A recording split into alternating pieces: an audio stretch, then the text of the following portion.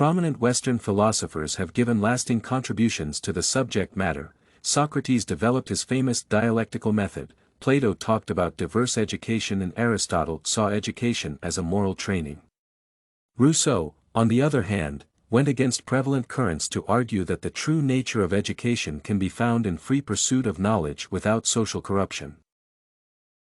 How to educate the young most efficiently has been one of the central philosophical issues since the ancient Greek period.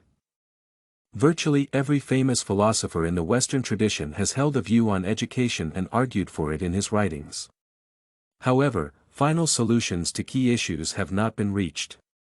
Even though they were intellectually quite closely related, Plato, Socrates, and Aristotle held diverging views on the issues of education, and the radical critic of enlightenment, Jean-Jacques Rousseau, together with his followers went against the entire Western tradition in terms of his views in this domain. Socrates was one of the most famous philosophers and educators of the Hellenic period. Perhaps even more famous is his teaching method called the Socratic method or Socratic dialogue. In this method, the teacher uses questions and problematic observations to elicit arguments from the students. The method serves as a tool that shapes and polishes arguments. Socratic dialogue is still practiced by educators, but it is effective mostly in the domain of hypothesis forming and argument building, while in the area of factual knowledge it finds little use. Plato developed a utopian view of education in his conception of the ideal state. He believed in diverse education, which meant that it is necessary to determine the inborn talents in different persons and develop those talents as much as possible. In his ideal state, some people would be warriors, others would be craftsmen, and the most intelligent ones would be rulers.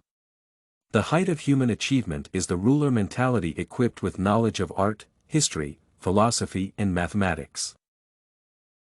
The contradictory part of Plato's philosophy is that he believes that the highest positions should be given by merit, while at the same time stating that the society should determine the educational route of each child. Aristotle was mostly concerned with moral education. He believed that it is not enough to transfer cognitive abilities to children, but that the school has to instill moral character in the young.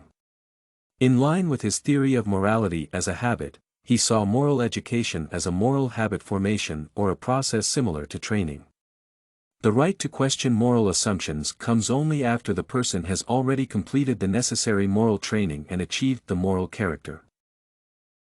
Rousseau was one of the thinkers that started to question the entire tradition of educational theory stemming from the origins in ancient Greece.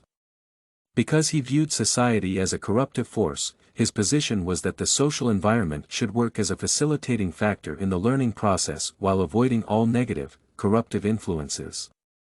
Learning should come from the inward impulses of the child, and the opportunities for learning should cater to those demands. In conclusion, the problems related to education do not cease to fascinate philosophers. Prominent Western philosophers have given lasting contributions to the subject matter. Socrates developed his famous dialectical method, Plato talked about diverse education, and Aristotle saw education as a moral training. Rousseau, on the other hand, went against prevalent currents to argue that the true nature of education can be found in free pursuit of knowledge without social corruption.